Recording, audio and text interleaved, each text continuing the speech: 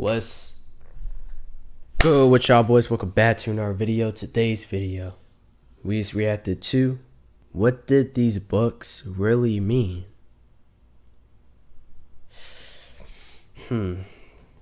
Now, a lot of these books that he's gonna talk about and stuff, and it's possibly the same thumbnail.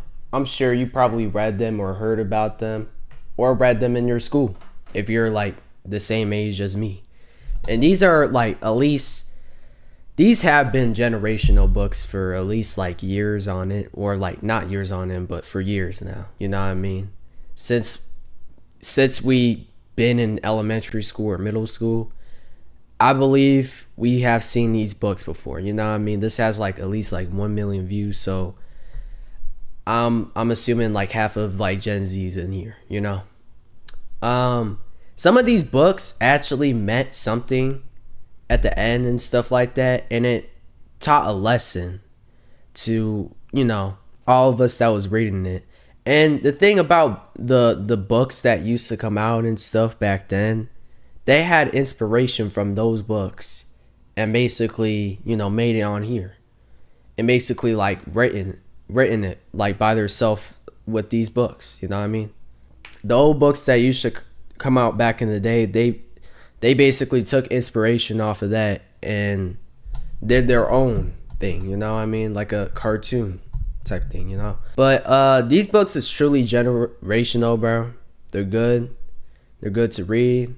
They're good to learn a lesson from, because half of these books right now are they're not really, I feel like they're not really I don't know how to say it, but they're not like this. Basically, half of like the books that is being created right now is either manga or Marvel books, comic books, DC books, superhero books, basically like that. They're not really creating this anymore. So that was the only time for you to really live it out and stuff like that. I can't believe I'm gonna be telling my children, we used to like read this back in the day, you know what I mean? And near on in the future, what scares me is they're probably not even gonna have anything like this, you know? Crazy. But I do hope y'all enjoy this video, man. Let's see what's in this vid. Make sure you subscribe if you do enjoy this channel. Be sure to like the vid if you do enjoy it. Probably be a chill vid, because you know we're talking about books. Never talked about books on here, but make sure y'all leave a comment below what your favorite part is in this video. Let's get to it. The Gruffalo by Julia Donaldson is one of the best-selling children's books of all time. Most people read it or consumed a version of it at some point in their childhood. It was first published in 1999, and while the main themes are simple enough to pick up on, a lot of young readers didn't recognize its darker, hidden messages. The story goes as follows. A mouse travels through a forest in search of some different food. On his journey, he's approached by various hungry predators, a fox, an owl, and a snake. In an effort to save himself, he makes up an imposing, monstrous creature called the Gruffalo, and his descriptions are enough to scare them off. While the mouse doesn't actually believe the beast exists, he ends up being approached by one at the end and tells it that he's actually the most fearsome creature in the forest. He asks that the Gruffalo follow him back as proof, which it does, and the predators cower in fear at the sight of the monster. While the Gruffalo— Now, am I right when I say, like, you know, it's that character that says, and I huff and puff? Is that the same character? I wonder if this is— thinks they're hiding from the mouse. This is enough to scare off the Gruffalo, and the mouse enjoys his meal in peace. Now, the moral is clearly that brains and wit can be a stronger tool than violence and power. While some have criticized the book for glorifying the act of lying at a young age, others speculate that the mouse in the story is actually a metaphor for smaller, less powerful nations using propaganda to intimidate larger forces and manipulate public perception. The mouse is motivated by a desire for more. He's in search of different food because what he has in his part of the forest isn't enough, and such greed could be a gateway to authoritarianism. The mouse is painted as the good guy because he only lied to protect himself, though it was greed that compelled him to begin with. But if you really want to change the way you look back on your childhood, what if Piggie— Yeah, that's a real thing. Greed is like is what like most people go through once they're like, okay, say like someone's trying to like get all the pen or get all like the pencils in like school, the school pencil holder or something like that. You get one pencil, and this one greedy kid or something like that wants to get at least 4, just in case if he wants to save them all. It's like, bro, you're not even gonna use that. But anyways, those are basically greedy people. Some greedy people out there like that. From Elephant and Piggie was never actually real. Mo Willems was an author that I'm sure most people read at some point, even if you didn't realize it. His iconic book, Don't Let the Pigeon Drive the Bus, is instantly recognizable, and his stories were very surface level, but he'd insert little details like a pigeon being hidden in almost all his books. And while that was very on the nose, there were more subtle clues in the subtext of some of these narratives. The theory sounds pretty tinfoil hat at face value, but there's a good amount of evidence to support it. Elephant and Piggie first debuted in 2007, and it follows 2 central protagonists. Gerald the elephant is characterized by being the rational, cautious one who... Bro, I remember I used to hate this book, bro. I remember I hated this book so bad because it just got to a point where, like, somewhere around elementary school or possibly preschool or something like that, my speech teacher would always like pull me out and read this to me. And it took a lot of time. It took a lot of time to like, you know, for her to read it, but time wasn't going as fast, but it was still like, bro, like we would need to like keep moving because like time is just gonna keep on going, you know? And it's like, bro, I always hated like reading this every day and stuff like that. And then I read it, it soon came to like, I read it for homework and stuff like that. And then I kept on reading it for real. And I kept on like rereading it and stuff like that. I kept on rereading it. And then I soon like liked it like later on, you know, because I like the things that was in it, the story, and like the stuff that's going on and stuff, and like the character. He was always nervous, I think. He was always quiet, I think. I don't remember, but possibly he was always quiet. Constantly overthinks everything. This is represented even in his physical appearance. He's an elephant, large, heavy, and slow, which symbolizes the stressful. He always got worried for some reason. That related to me because I always get worried to this day. I always like have a form of anxiety, like, you know, every time I'm worried.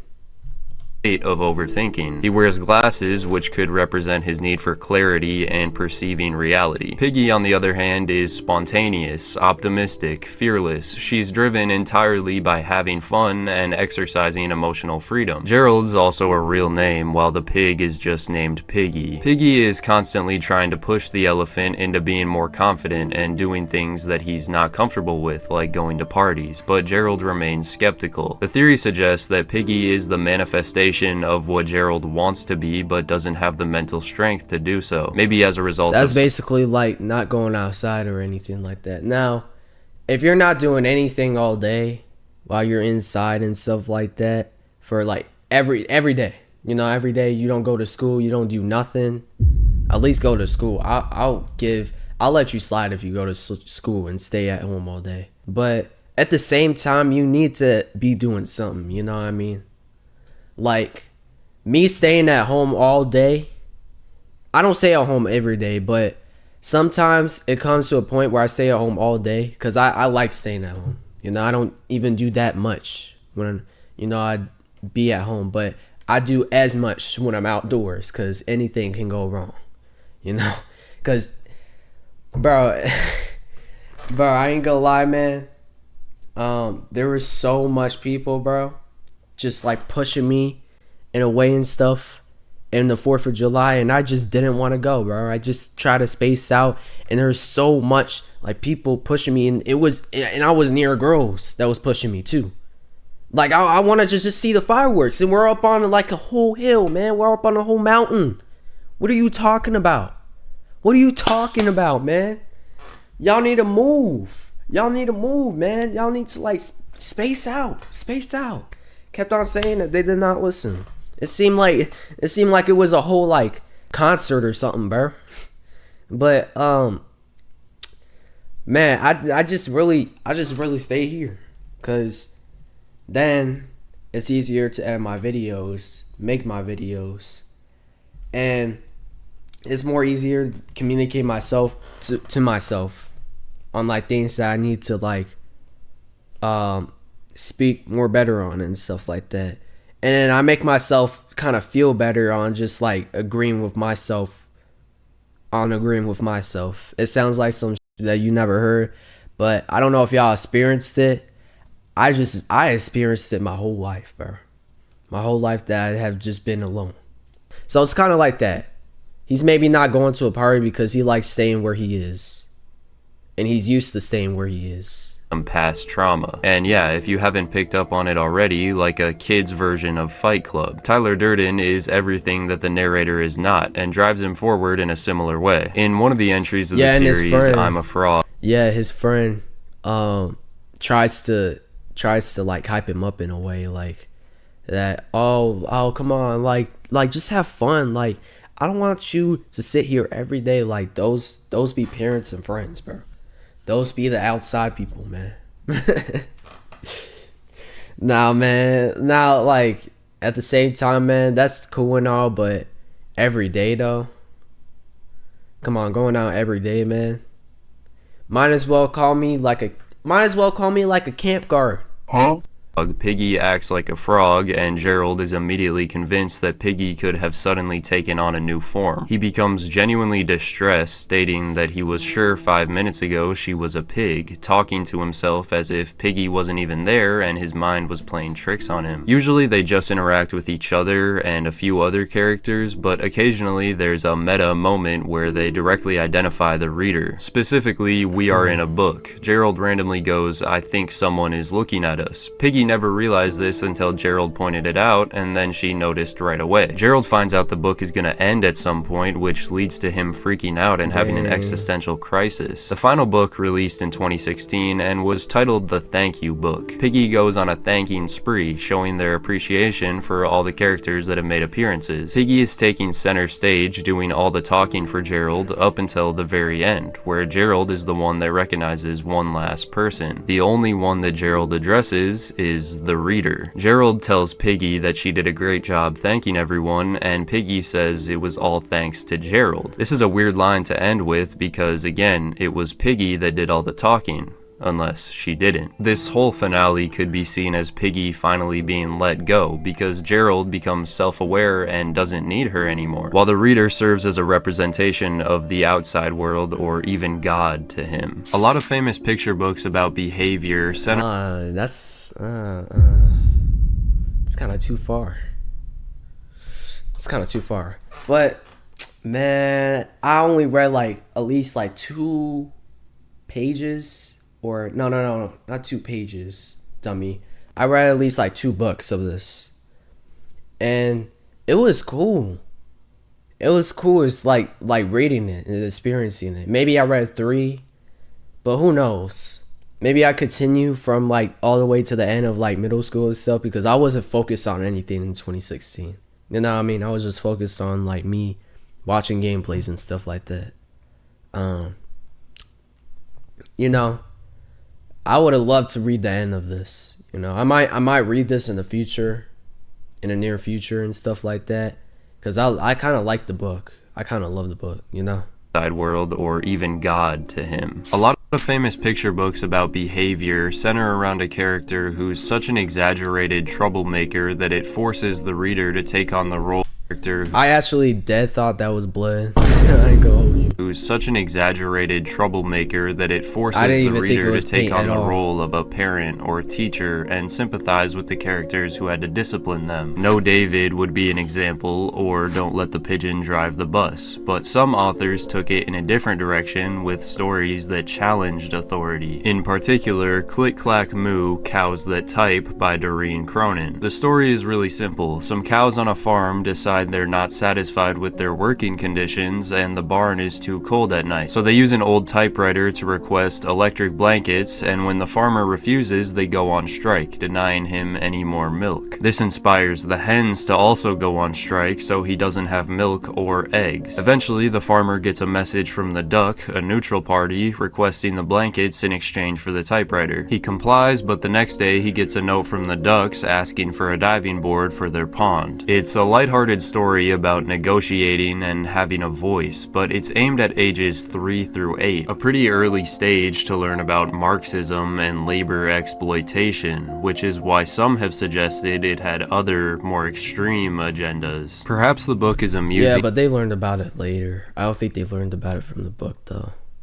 Actually, I think we pretty much learned about it in elementary school, but the book, from reading the book, I think that's just like different. You know, maybe they got inspiration from that, but kids wouldn't think that. And filled with laughter, but teaching our children how to strike and how to organize and create a union is wrong. We are a capitalist society. Liberals and progressives are now aiming at your children, much the same that the German governments did in the 1930s. Wow, does history repeat itself or what? Do yourselves a favor and educate yourselves to what collective socialist progressives are trying to do to you and your children before it's too late. The book is a lesson about socialism. It's about trade negotiation and has no lesson about how to be a respectful son or daughter, be a good friend, to get along peacefully with others, to share, how to love the people around us, or how to love ourselves. Most of Cronin's other work is very inoffensive and kid-friendly, so it's unclear what the true intentions were with the book. It was probably just another unserious story featuring farm animals, though that didn't stop parents from being paranoid about it indoctrinating children with socialist ideals. The rainbow fish had a similar effect and is even more controversial. Really? In the story, a colorful fish gives away all his scales to the other fish who were jealous of him, and it makes him feel fulfilled. It was intended to promote generosity and selflessness, but the book's been criticized, especially in conservative circles, for pushing a communist agenda. The idea that it is absolutely moral, that if somebody comes to you and asks for something, that you are now supposed to give away everything that you have earned, and this is somehow good for society? I have serious moral objections with Rainbow Fish, which makes it a perfect SJW book. Very popular with the commie crowd. A bad case of... Yeah, because everybody was focused on trying to know about, like, the golden fish, or the fish that had, like, the most color, because they wanted to be more of like a colorful fish anyways. You know what I mean? They were jealous of that fish's color because they felt like they didn't have enough until their like skin texture, you know. I always didn't get it, because wouldn't they like die, you know what I mean, like later from like Stripes by David Shannon was one that didn't, because there's sharks that exists in the book too, so exactly have an underlying political message, and actually had some really strong, clever themes. Yet it still managed to traumatize countless young readers since it was published in 1998. It has some of the most grotesque, unsettling imagery of any children's book, and if you didn't know what it was about, you wouldn't even think it was... Yeah, I always thought this book was always weird. I didn't think it was scary. There's a lot of kids and children that thought it was like scary and stuff like that. Like, I had a friend that talked about this, and he had a dream of him actually going through this and going through like a little virus, or like a big virus that was going around and stuff like that, and he had to like eat some sort of being or get some sort of cure or something like that. I don't know, bro. I just remember him saying like he had like a dream of like him literally experiencing what she experienced in this book, which is weird, but it basically teaches like always eat healthy, you know, meant for kids. But it's crazy because eating healthy is now expensive. Bruh. People who It's grew up crazy reading how- it were it's crazy so when you hear distracted it. by the jarring artwork that it was easy to miss the point of the story and overlook some of the symbolism. It's a book Right. about personal identity. A girl named Camila Cream loves lima beans, but she's too scared to admit it because she thinks everyone will make fun of her. But suppressing these feelings leads to her waking up one morning with colored stripes all over her body. When she goes to school, all her classmates ridicule her, yelling out various shapes and colors that get projected onto her skin. Throughout the book, doctors and therapists attempt to give her remedies and cure her, but everything they try only makes the condition worse, eventually taking on the shape of her room. It isn't until an older woman visits at the end and offers her lima beans that Camila goes back to her normal self. One detail that's easy to miss is the girl's name, Camila, as in chameleon. The stripes themselves are Bro, I missed that name too. Bruh. Y'all know me. Y'all know me. Y'all know me. I miss names. I forget names. I don't pay attention to names most of the time. My mind erases names. uniform pattern. They serve as a motif for conformity. When Camila hides her personality to fit in with everyone else is when the stripes first appear. The doctors and the medicine they give her represent society trying to fix people's differences rather than accepting and celebrating them. All the other patterns and shapes she adopts are the visual representation of letting people code a false identity onto others until they become Nah, lost. but it's so crazy how she gone to school like that, because ain't every kid supposed to be like scared and surprised, like, oh, she's like transforming into colors. Like, is this like a creature or something like that? Because in real life, like her face recognition, like I don't think it would be recognizable at all, bro. I think the whole body would get affected by this. If this actually happened in real life, you know? The act. All the characters wear plain, formal clothing except for the woman at the end. She's wearing bright colors with polka dots and an unconventional hat. The woman is unapologetically herself and is the one that shows Camila how to do the same. Anyway, a few of these were just theories and haven't been confirmed, but I wanted to look at these books in a different light. In most cases, people read these when they were like 8 and haven't revisited them since, so there was a lot to be overlooked. Let me know your thoughts and if I missed something. Dang. W video. I definitely haven't revisited any books, you know, on what he said and stuff like that. I haven't even revisited the first one, which is so surprising. I am probably gonna really reverse the one with the elephant and the pig. I forgot what, bro. Like I said, forget names. Don't fool me now. I'm joking, but I'll definitely look back in some of them, you know what I mean? In the near future, man, I'll definitely show my kids, like, we were actually reading this. And now they just release a bunch of manga and anime books and stuff like that. It's totally different. It's totally different in everything in the world right now, you know? But yeah, man. That's all I need to say for this video. If you did enjoy, be sure to like, subscribe. If you are new, be sure to comment below what your favorite part in this video was. And I'm out. I'm gone. Peace. Oh yeah. Bro, I'm asking for a lot. I don't mean to ask for a lot, but be sure to check down on my posts just in case if I vote at all on there or something like that, or ask, or like upload a question or post a question. All right, I'll see y'all.